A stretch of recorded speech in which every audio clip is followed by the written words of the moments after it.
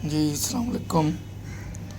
یہ میری آپ سے 337 ایپیسوڈ میں ملاقات ہے. امید ہے آپ خیریت سے ہوں گے. میرا چینل سبسکرائب کریں، لائک کریں، کمنٹس لکھیں، دوست احباب کو بتائیں، شیئر کریں. آج کا موضوع جو خبریں ہیں، زیر بحث ہیں، زیر موضوع ہیں، انہی پہ ہے. جو یہ واقعہ ہوا ہے موٹر وے پہ سیالکوٹ سے لاہور جانے والی کوئی محترمہ اسی پہ سفر کر رہی تھی کہ ان کی گاڑی کا پیٹرول ختم ہوتا ہے. وہ 2-2:30 بجے رات کو موٹر وے پہ رکتی ہیں، ہیلپ کے لیے اطلاع کرتی ہیں، لیکن ان کے ساتھ واقعہ رونما ہو جاتا ہے. میرا خیال ہے اس سے ملتے جلتے واقعے ہوتے رہتے ہیں. چونکہ یہ موٹر وے پہ تھا، لہذا یہ شاید سرخیوں میں آ گیا، یہ میڈیا پہ آ گیا. یہ ہمارے معاشرے کا المیہ ہے. اس میں ہم سب قصوروار ہیں. اگر ہم غور سے دیکھیں تو جو تربیت میڈیا نئی نسل کی کر رہا ہے، وہ ٹی وی کی شکل میں ہے، وہ سوشل میڈیا کی شکل میں ہے. اس کا رزلٹ یہی نکلنا ہے. ہم 30-35-40 سال پیچھے چلے جائیں تو رات 8 بجے فرمان الہی ہوتا تھا اور ٹی وی بند ہو جاتا تھا.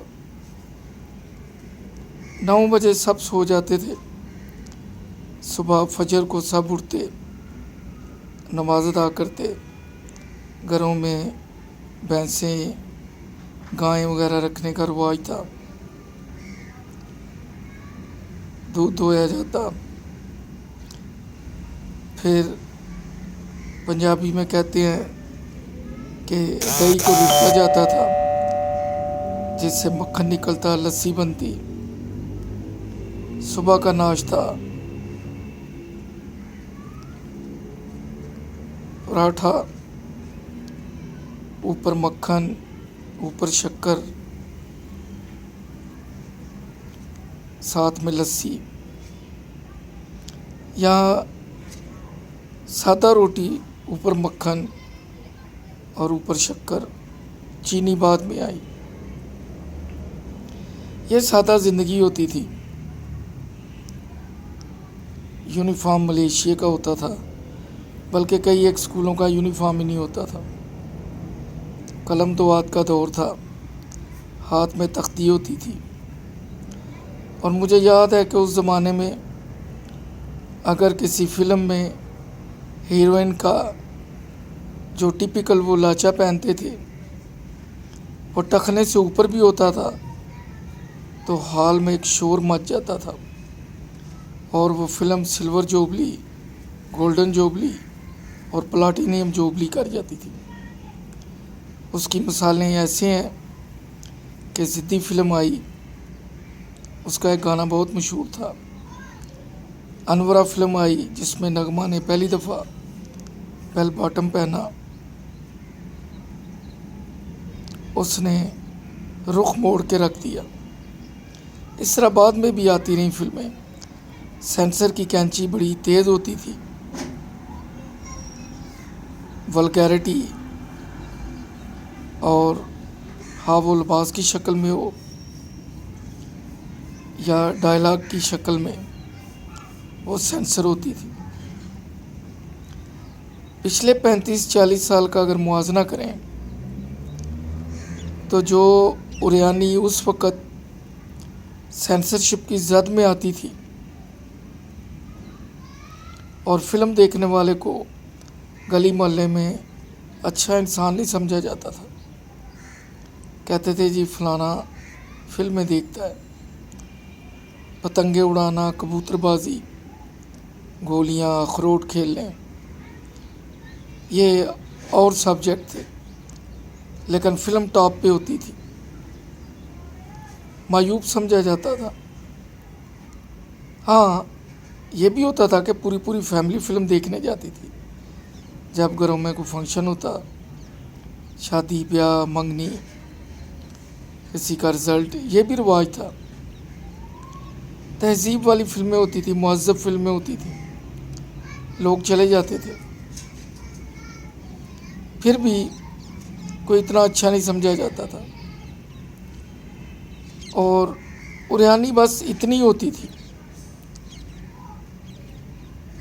وہ لباس تو پورا ہوتا تھا. اس طرح ڈانس وغیرہ کی شکل میں آپ کہہ سکتے ہیں. لیکن آج کل صرف مختلف کریموں، پاؤڈر اور شیمپو کی ایڈورٹیزمنٹ ٹی وی پہ دیکھیں تو اس سے 10 گنا زیادہ اریانی ٹی وی کے جو ایڈز ہیں ان میں ہے، اور باقی کثر جو ڈرامے ہیں ان کے ڈائلاگ اور ان کے موضوع میں ہے. اور پھر جو سینما ہوتا تھا وہاں جھجکتے کوئی جاتا تھا، کبھی کبھار جاتا تھا، چھپ کے جاتا تھا، اور جو دکھایا جاتا تھا وہاں سینسر ہوتا تھا. لیکن جو رہی صحیح کثر تھی وہ ٹچ موبائل نے پوری کر دی. ٹچ موبائل نے سمجھے کہ گھر کی چار دیواری گرا دی، دستک دینے کا رواج بھی ختم کر دیا. اب آپ کے گھر کوئی بنا دستک آ سکتا ہے، آ کے چلا بھی جائے تو آپ کو پتہ نہیں ہے. لائیو آپ بات کر سکتے ہیں، live video call, live video chat, سب کچھ ممکن ہے. تو جو آئے روز معاشرے میں، قصور میں، لاہور میں، کراچی میں جو بچوں کے ریپ ہوتے ہیں، بچیاں اغوا ہوتے ہیں، یہ سب اسی کا نتیجہ ہے. وجہ تلاش کرنے کی ضرورت نہیں، سارا کچھ سامنے ہے. اور یہی میڈیا جو ان خبروں کو نمایاں طور پہ شائع کرتا ہے وہی اس کا ذمہ دار بھی ہے. اور دوسرا یہ جو سوشل میڈیا ہے، ہم نے فارن میں کافی لائف گزاری ہے. خیر اس وقت دورہ نہیں تھا موبائل کا، تھا لیکن بہت کم. لیکن وہاں اس وقت بھی ویلیوز پاکستان سے مختلف تھی. وہاں پہ ہم خواہشوں کے غلام نہیں تھے، کسی ادارے کے غلام نہیں تھے. آزاد لائف تھی جو ایک فریم ورک کے اندر تھی. ہم نے 20-22 سال مڈل ایسٹ میں گزارے. مسقط کا ذکر کروں گا، کبھی کسی نے ہم سے پوچھا نہیں ہے. رات 2-2:30 بجے اکیلے بھی فیملی کے ساتھ بھی آئے گئے ہیں، کبھی ایسا واقعہ رونما نہیں ہوا. وہاں خواہشیں ہماری غلام تھی. پاکستان میں خواہشوں کا غلام ہوں. مجھے ایسے لگتا ہے کہ میں کسی ایسی بس کا مسافر ہوں جس نے مجھ سے ٹکٹ کے پیسے لاہور کے لیے ہیں، لیکن پتہ چلا کہ وہ راولپنڈی جا رہی ہے. میں ایک ایسی بس کا مسافر ہوں جس کے ٹائر گھسے ہیں، جس کے ڈرائیور نے نشہ کیا ہے، اور پتہ نہیں وہ ڈرائیور سکلڈ بھی ہے یا نہیں ہے. مجھے کہاں اتار دے گا کب میری بس لٹ جائے گی، کب اس کا ٹائر کھل جائے گا، کیونکہ میں بس اور ڈرائیور دونوں کے رحم و کرم پہ ہوں۔ وہاں پہ ایسا نہیں ہے، وہاں قانون ہے، یہاں قانون نام کی چیز نہیں ہے، ہر ایک کے لیے علیحدہ علیحدہ ہے۔ ابھی ہم دیکھتے ہیں کہ پہلے رشوت 150 بڑی مشکل سے 1000 تک ہوتی تھی، اب کروڑوں اور اربوں میں ہے۔ وہ بھی کیس عدالتوں میں جاتے ہیں، پروو نہیں ہوتے ہیں، اور پتہ چلتا ہے کہ نیب نے 10 کیس بند کر دیے، 2 سال 3 سال 4 سال رگڑا لگتا ہے، وہی آدمی نہا دھو کے دوبارہ باہر آ جاتا ہے۔ ہونا تو یہ چاہیے کہ جس کا کیس بن کے جائے وہ 100% پرفیکٹ ہو، اور اگر کسی عدالت سے وہ کیس گورنمنٹ ہار جائے تو جنہوں نے وہ ریفرنس بنایا ہے، جو متعلقہ اہلکار ہیں، ان کے لیے بھی سزا مقرر کی جائے کہ اگر نیب اپنا کیس ہارتا ہے تو جو متعلقہ سٹاف ہے اسے بھی کوئی 5 سال سزا ہونی چاہیے، تاکہ کسی پہ فیک یا فیبریکیٹڈ کیس نہ بنے، عدالتوں کا امیج خراب نہ ہو۔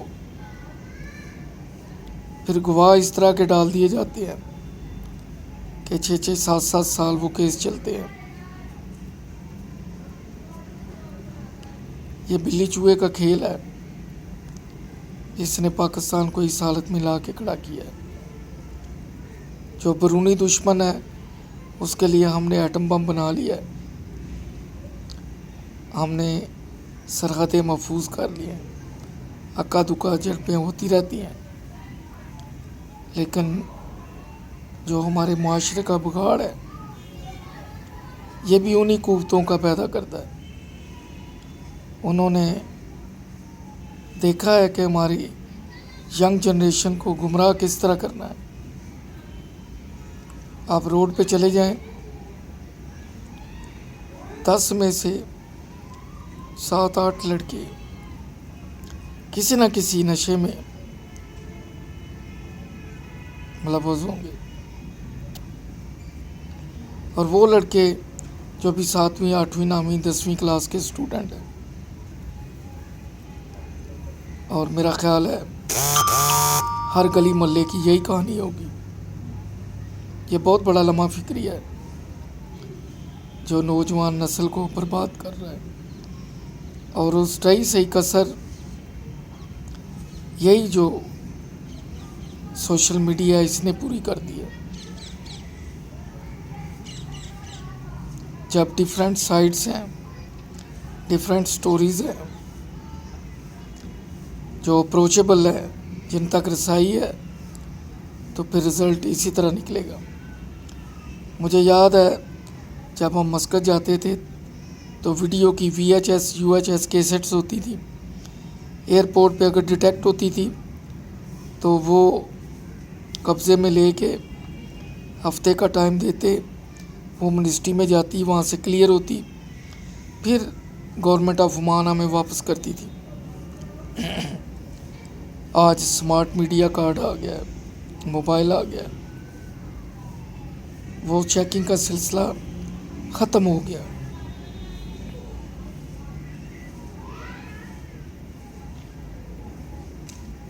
ان تمام چیزوں نے ہمارے معاشرے کو اس نہج پہ لا کے کھڑا کیا ہے کہ اس طرح کے واقعات روز رونما ہو رہے ہیں۔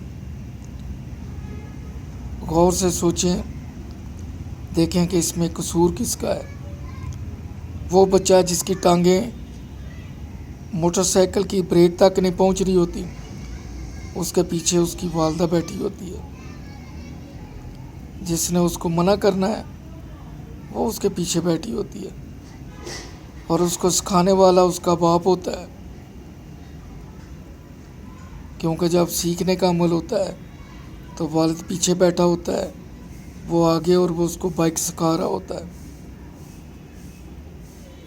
یہی حال موٹر سائیکل چلانے والوں کا ہے، یہی حال کار چلانے والوں کا ہے۔